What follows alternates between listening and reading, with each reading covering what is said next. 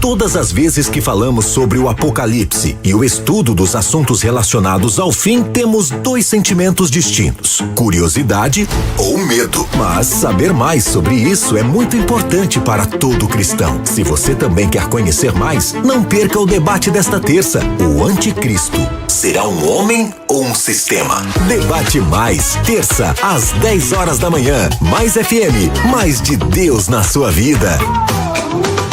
Mais FM está no ar. 102,9 é mais. Debate Mais. O espaço para você refletir, interagir e encontrar respostas em Deus. Os assuntos que fazem parte do seu dia a dia. Assuntos polêmicos da vida cristã, debatidos à luz da palavra de Deus. Debate Mais, com Bispo Samuel Ferreira.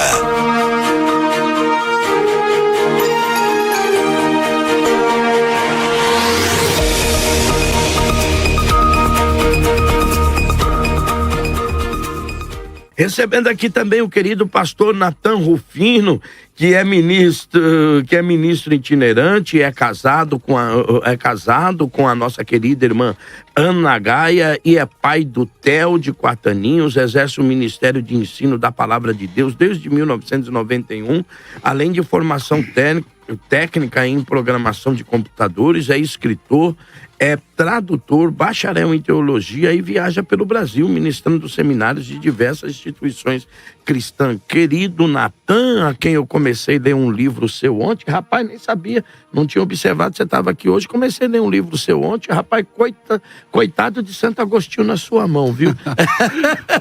Querido Natan, muito bem-vindo, querido. Amém, obrigado. Prazer estar aqui e uma alegria sempre. Olha, que bom que você está aqui. Olha aí, o Natan, você pode até não concordar com ele nos seus escritos, mas são muito bem embasados os seus escritos. Comecei a fazer umas pesquisas ontem do seu livro. Deus te abençoe, parabéns, amém, pastor, pelo livro. Olha, eu indicaria até para quem quer realmente desviar mesmo, pode ler que o Santo Agostinho vai morrer para você. Tô brincando, é uma brincadeira, mas Natan, de verdade, parabéns pelo livro. Olha, vamos lá! A enquete do programa de hoje. O anticristo será um homem ou um sistema? Querido pastor Natan. Opa, e aí? E aí, como é que tá? Vamos nessa? Bom, minha opinião, né? Eu penso o seguinte, o anticristo é um homem. Ok. Não é sistema, não é igreja, não é governo, não é reino, nada disso, é um homem. E ainda que existam coisas anticristãs, né, sistemas, governos, filosofias, ideias, o anticristo anunciado pela Bíblia é claramente, irrefutavelmente, um homem. Ele tem muitos títulos, é chamado por muitos nomes, mas a gente observa que ele tem características de homem, é um ser humano. Tanto que você vai ver em 2 Tessalonicenses capítulo 2, Paulo falando a respeito dele, e ele o chama de homem da iniquidade, homem do pecado, porque ele é um homem. E mais pra frente, ainda no mesmo capítulo, Paulo diz que quando o Senhor Jesus se manifestar, ele matará o anticristo com o sopro da sua boca. É óbvio que ele não está falando de sistema, nem de governo, nem de nada disso. Ele está falando de um ser humano. Embora esse ser humano seja chamado por muitos nomes na Bíblia, ele pode ser líder, rei, príncipe, chamado de chifre pequeno, inclusive de Gog, de falso profeta, e muitas outras expressões bíblicas, inclusive até mal interpretadas por alguns colegas meus, mas claramente a Bíblia demonstra que ele é um homem. Ok, querido Natan, ainda como está dentro do seu tempo ainda, eu vou fazer uma pergunta ao senhor, se o senhor se sentir à vontade para responder. Mas o senhor acredita que este homem estará ligado a um sistema, a um tipo de governo ou algum tipo de controle, alguma coisa, ou o senhor acha que não, que ele vai trabalhar de forma independente? Não, sim, a Bíblia fala sobre a influência que ele exercerá sobre determinadas pessoas. Eu sei que existe no imaginário popular a ideia de que ele vai governar o mundo inteiro. Eu particularmente sou contra essa posição. Acredito que ele vai dominar uma vasta extensão de terra sobre determinados países específicos, mas nunca a terra toda. Embora muitos homens, depois do pecado, tenham tentado isso, a Bíblia parece demonstrar que o único que governará a terra de uma beira à outra será o Senhor Jesus Cristo por 1000 anos no reino milenar. Mas o anticristo, ele vai se apossar daquilo que não vai ser ele que vai criar. Então, o reino que nós chamamos de reino do anticristo vai ser iniciado, na verdade, por 10 reis antecessores a ele. E depois ele usurpa uma posição que não foi feita para si. Olha, querido pastor Natan, parece que fica, eu não sei se o senhor já expressou sua ideia dizendo que não acredita nesse governo mundial do anticristo. O senhor até acredita que ele, de repente, possa governar lá a parte, como aqueles 10 chifres que subiram, tá? O senhor acredita que ele pode governar a parte. Mas o senhor acha, uma pergunta ao senhor, que alguém conseguiria governar, por exemplo, vamos supor aqui que fosse 10 países ou metade dos países deste mundo, sem que houvesse um sistema de controle geral desse tipo para que ele pudesse exercer o seu governo? Bom, eu sou da área de TI, né? Sou programador de computadores, é uma das minhas profissões, das minhas formações. Trabalhei como programador durante muito tempo. E logo novo convertido, influenciado pelo grande Vim Malgo, eu li aquele livro dele, 666, Controle Total. Então eu tinha essa convicção de que seria um controle através da tecnologia. Então as minhas tendências sempre interpretativas, claro, tecnológicas. Então naquela época era o código de barra, né? Depois ele ficou obsoleto. Maluco com aí aquilo, veio né? agora o QR Code, a tatuagem quântica e por aí vai. Então eu sei dessa interpretação sobre Apocalipse capítulo 13, mas a minha visão ela é totalmente diferente hoje. Ok. Em 2013 eu comecei a escrever, a estudar sobre esse assunto e resultou nesse livro que eu tenho aqui à minha esquerda, que é a Bíblia, o Islamismo e o Anticristo, onde eu trato especificamente e detalhadamente sobre o que eu penso a respeito deste homem, que será chamado de anticristo, mas não é o único termo que a Bíblia usa para se referir a ele, mas ele sim, ele vai governar. E tudo indica, por exemplo, pela estátua do sonho de Nabucodonosor, que ele vai dominar basicamente sobre a mesma região que os reinos e governos daquela estátua dominaram. Então, ele vai ser apenas uma espécie de releitura do que já tinha acontecido antigamente. Um homem pagão, um líder pagão, que será ungido, num certo sentido, por Satanás e exercerá influência sobre muitos povos. E eu sei que em Apocalipse capítulo 13 se fala das bestas, que a maioria acabou de comentar aqui com a gente. É um texto bem popular, bem famoso, mas me parece estar sendo mal interpretado. Porque eu acho que a chave hermenêutica para Apocalipse capítulo 13 se encontra, por exemplo, no livro de Daniel. Um dos textos chaves para se interpretar as bestas de Apocalipse 13 é Daniel 7, 23 e 24. Não é o único versículo, mas é um deles. Lá ele diz assim: então ele disse, o quarto animal será um quarto reino, não rei, reino na terra, o qual será diferente de todos os outros e de todos os outros reinos, e devorará toda a terra e a pisará os pés e fará em pedaços. Os 10 chifres correspondem a 10 reis, E não 10 reinos, reinos, que se levantarão daquele mesmo reino. Então essa é a chave hermenêutica número 1, principal, para se interpretar corretamente Apocalipse 13. Animal, bicho, besta, fera é reino, governo. Chifre daquele animal é rei. Homem, rei, pessoa forte, estadista. Se a gente confundir essas figuras proféticas usadas nos textos de Daniel e de Apocalipse, a gente vai se embananar. Então o senhor não acompanha a ideia de que, quando o senhor disse aí desse homem, até tem aquela que alguns pais da igreja até defendiam do ressurgimento de Nero. Nero ressuscitando como um grande, que seria o anticristo. E o senhor, então, não acredita nessa ideia que se tem de que, ou o senhor acredita que esses 10 reinos aí foi quando os bárbaros invadiram Roma e dividiram Roma? Não. São 10 reis. Não 10 reinos. Exatamente. E reinos é outra coisa. Lá no livro de Daniel aparecem 4 reinos. No caso de Apocalipse 13 aparecem 2 reinos, né? E vários reis. No 7 primeiro reinos, né? Depende. No primeiro 7 bicho. reinos e 2 reis. No segundo bicho, são No 2 primeiro chifres, bicho. não fala de reino. No primeiro bicho tem 10 reis. No segundo bicho tem 2 reis. Não fala de reis, né? No segundo. Não.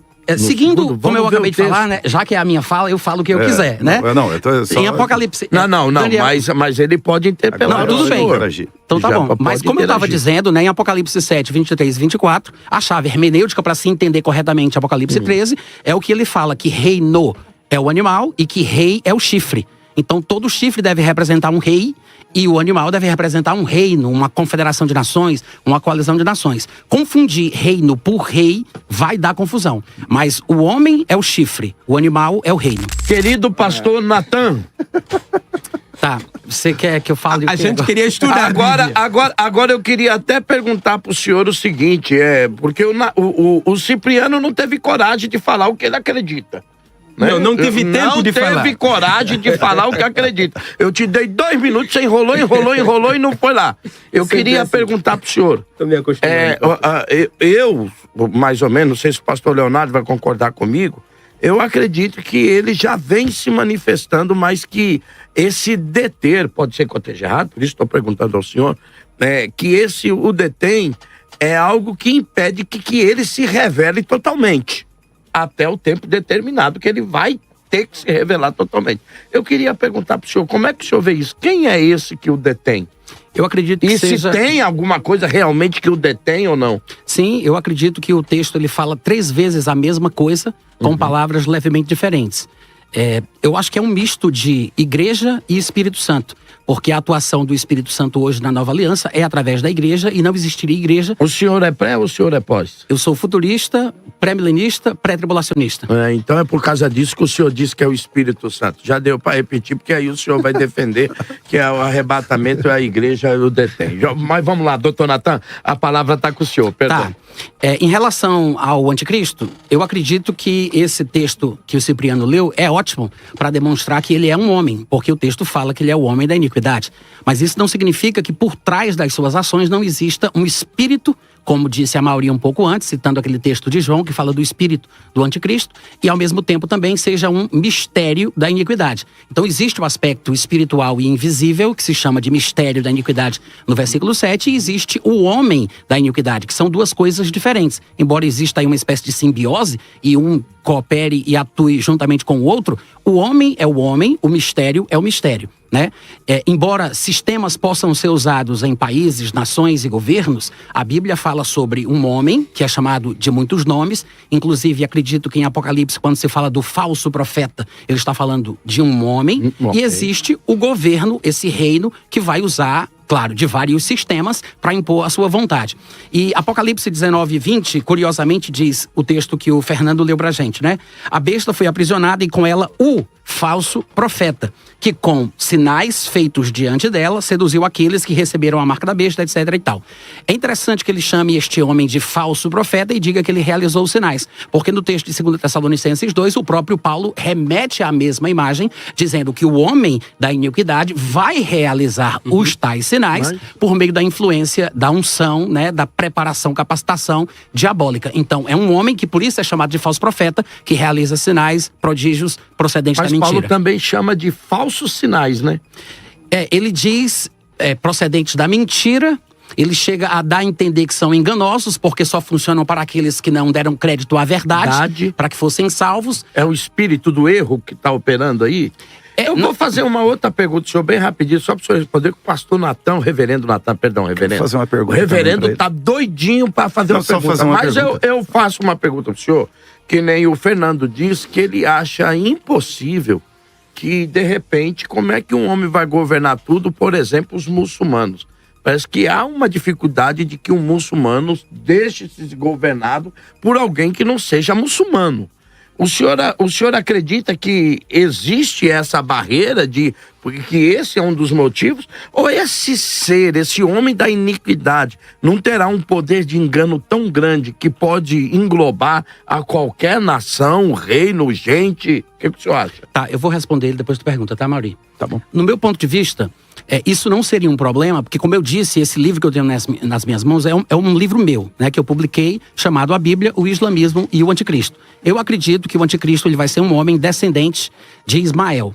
E, claro, Ismael se juntou a Esaú, fizeram aquela aliança e gerou esse povo que em português a gente chama de árabe. Que se fosse traduzido o termo significaria povo miscigenado, mestiço. E a gente tem inclusive uma profecia sobre as características deste povo que descenderia de Ismael em Gênesis capítulo 16, do versículo 10 ao 12. Quando ele diz que a característica primária, segundo esse texto profético, seria que este povo seria como um jumento selvagem, a sua mão seria contra todos e a mão de todos seria contra ele. Ele habitará fronteiriço a todos os seus irmãos, mostrando essa atitude afrontosa. Então, na minha opinião, o anticristo ele vai ser um líder religioso, militar e político. Todas estas características estarão presentes neste homem. Não, a minha pergunta ela é bem simples, não é uma pergunta mesmo, né? Para você, o falso profeta e o anticristo é a mesma coisa? Seria a mesma pessoa? Você está fundindo os dois? É isso que eu... Eu acredito, Amaury, que os termos que aparecem na Bíblia falando sobre este personagem do fim, eles se referem à mesma pessoa. Inclusive, por exemplo, em algum momento eu falei sobre Gog também, não sei se vocês perceberam. O que não é uma interpretação comum no meio evangélico, mas do meu ponto de vista, expressões como chifre pequeno, Gog, falso profeta, todas elas são referências a este mesmo único homem que nós chamamos popularmente de anticristo. Embora a palavra anticristo só apareça 5 vezes em toda a Bíblia. Mas e parece que ela é um termo usado exclusivamente pelo João, né? Exatamente. E num contexto religioso, falando sobre declarações contra a fé cristã. Primeira carta de João, né, capítulo 2, verso 18, diz assim: filhinhos, já é a última hora, como ouviste, vem o anticristo, no singular. Depois ele fala, também agora, já porque tá. é o pensamento. Não, agora, já tem feito anticristos. Acho que o pastor Natan até abriu falando sobre esse texto, não sei. Não foi. Mas só aproveitando, Leonardo, só um parêntese, o Fernando falou que no grego não existe o artigo, mas depende do grego que você estiver usando, porque na tradição textual do texto receptus tem o artigo. Natan quer comentar sobre isso 1 minuto. Sim. É um equívoco esse pensamento do Fernando em dizer que na igreja não se defendia que o anticristo era um homem. Você inclusive citou Irineu. O livro de Irineu, escrito no ano de 180, chamado Contra as Heresias, é um livro que ele escreve principalmente para combater os gnósticos. Só que o último livro, que eram rolos, né, que são livros colocados em um volume só. O último livro, que é o 5º, ele é só sobre escatologia. E nesse livro ele fala do anticristo como um homem.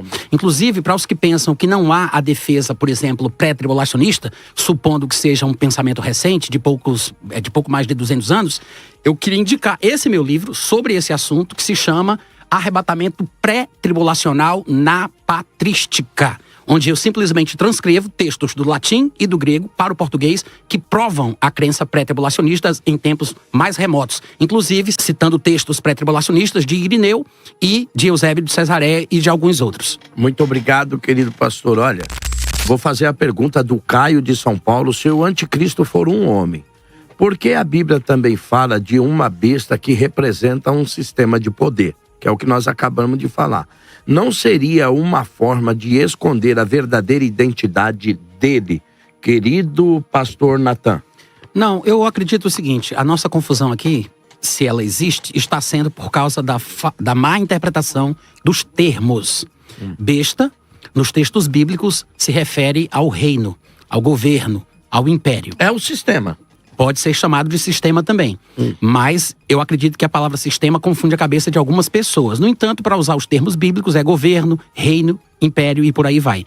Mas o homem, esse líder que se apossará desse reino, dessa confederação de nações, é um homem que é um falso profeta, que opera sinais e maravilhas, mas ele só consegue fazê-los diante da besta. Essa besta, pela representação profética, significa um aglomerado de pessoas de diversas nações. Então, estas pessoas são as únicas que acreditam naquilo que ele faz. Ou seja, o senhor está dizendo assim, que naquelas pessoas há um espírito predisposto Exatamente. a acreditar nesse homem. Que é uma condenação divina, como Paulo explica muito bem, segundo Tessalonicenses 2, que é o espírito do erro como que opera punição nos filhos da perdição. Pelo fato de eles não terem amado a verdade para serem salvos. É por isso que ele só consegue enganar esse povo que constitui essa multidão, que é representada pelo termo besta. Rapaz, olha, eu vou te perguntar, eu sei, o pastor já disse, nós estamos fazendo uma inclinação, uma pergunta, não há nada nas escrituras que mostre, mas aquela pergunta eu acho que continua, dizer para o senhor o seguinte: e aí? porque eu vou fazer a outra pergunta que o senhor já disse que é muito fácil de respondê-la. O senhor acredita, o que o senhor acredita? Esse homem é um homem natural, que nasceu naturalmente e que foi lhe dado esse poder, talvez pela sua própria ambição, não sei, ou o senhor acredita que esse é um ser, porque existe essa linha aí, até a gente vê isso até em Hollywood, que um espírito que vem e faz aquela hilaração e tem uma relação com uma mulher, que nasce esse ser. Como é que o senhor vê isso? Eu tô mais com a Mauri nessa interpretação aí. Eu acredito que também não há muita base bíblica para se supor que Satanás encarnará ou fecundará. Não acredito nem na possibilidade de anjos terem tido relações com mulheres, como às vezes é interpretado. Lá em Gênesis 6. Exatamente. Então, no meu ponto de vista, é um homem comum, como outro qualquer. Um homem, um ímpio, um gentil, muito provavelmente, pelo que me parece, descendente de Ismael, e será um praticante da religião islâmica. E há muitas... Observação, até o primeiro... Poxa vida, que o cara te abraça. Não, o primeiro pré-tribulacionista que eu conheço que não é um judeu. Olha, isso é muito importante. Olha, eu vou ouvir um áudio, mas o que o senhor acredita? Há uma personificação de uma pessoa. Quando ele surge, não, esse realmente é o anticristo? Ou o senhor acredita que não, que a gente não pode definir ele como uma pessoa em si? Eu não usaria a palavra personificação porque perde o sentido. Ok. A gente não está falando de uma ideia abstrata personificada, a gente está falando de uma pessoa, é um homem. Tanto que o próprio texto que o Fernando citou prova isso. 1 João 2,18 diz: Filhinhos, já é a última hora, e como ouvistes que vem o anticristo, também agora muitos anticristos. Isso. Ou seja, ele distingue o anticristo dos anticristos, que são pessoas que estão com características ou declarações e afirmações contra Cristo, exatamente como o anticristo fará. Então ele compara o anticristo com os anticristos. Essa questão da morte do anticristo, isso é uma lenda urbana. Isso não é ensinado na Bíblia em lugar nenhum. Embora as pessoas, inclusive da comunidade pré-tribulacionista, defendam isso é uma má interpretação de Apocalipse capítulo 13, quando fala desse bicho que tem 7 cabeças e uma das cabeças parece ter tido uma ferida mortal, mas que havia sido curada. Então as pessoas supõem que isso está falando da morte e ressurreição do anticristo, mas está falando de uma das cabeças do bicho e não de um homem, até porque o bicho não representa um homem, ele está representando um governo, uma confederação de nações. Tanto que nas visões de Daniel, ele fala do seguinte, que tem um bicho, onde tem 10 chifres, que são 10 reis, mas no meio dos 10, tardiamente, surge um chifre que, comparado à formação original, é chamado de pequeno. Então ele não é tão saliente, protuberante como os outros 10. Ele é infinitamente menor, ele é insignificante, ele surge do nada, mas ao surgir ele antipatiza com 3 dos 10 da formação original e parece que assume a liderança. Então o anticristo é esse chifre pequeno que surge depois. É um homem que surgirá dentro de uma confederação que não foi ele quem idealizou, não foi ele quem inventou, não foi ele que criou,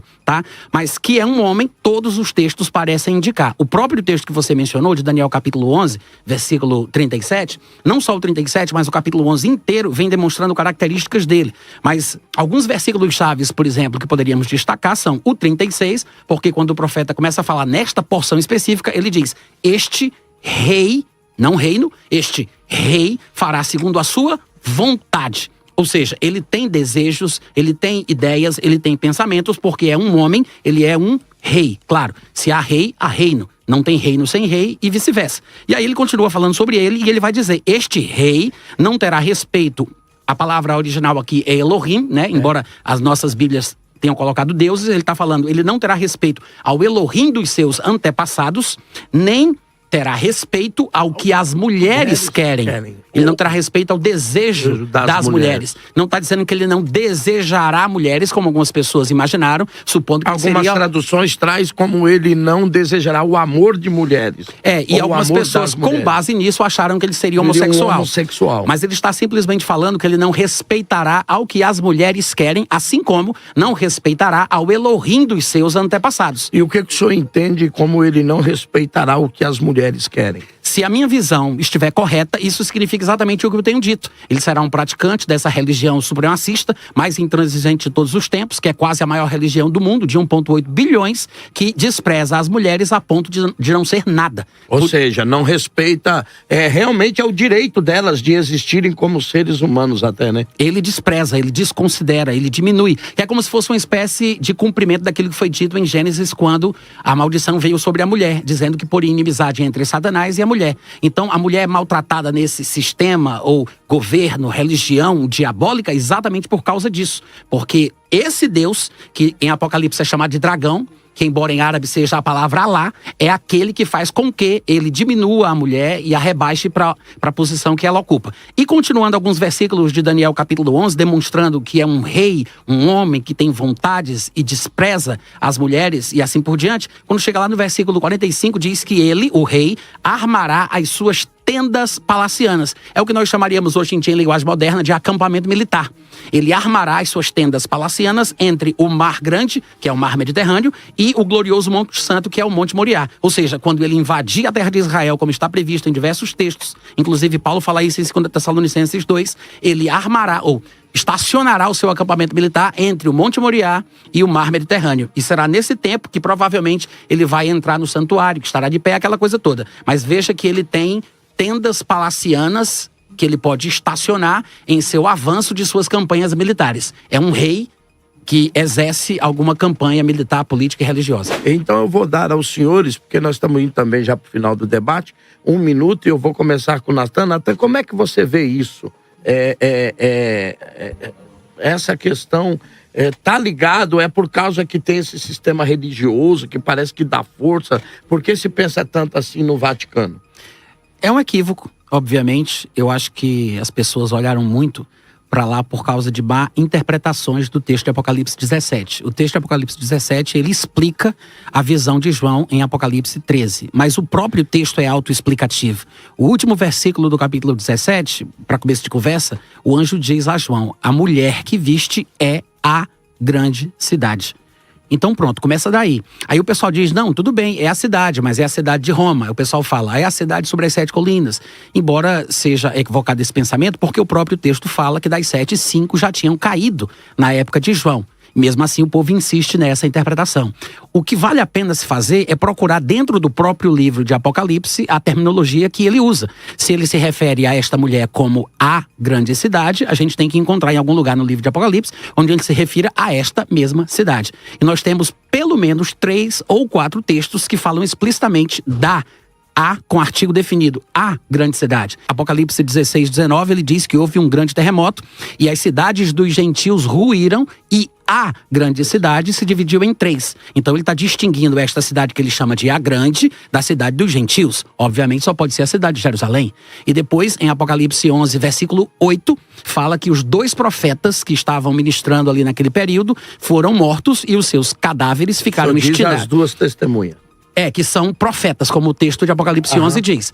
Diz que aqueles 2 profetas foram mortos e os seus cadáveres ficaram estirados na praça, no platô da grande cidade, que espiritualmente se chama Sodoma e Egito, mas, isso é o texto, mas é o lugar onde o Senhor Jesus foi crucificado.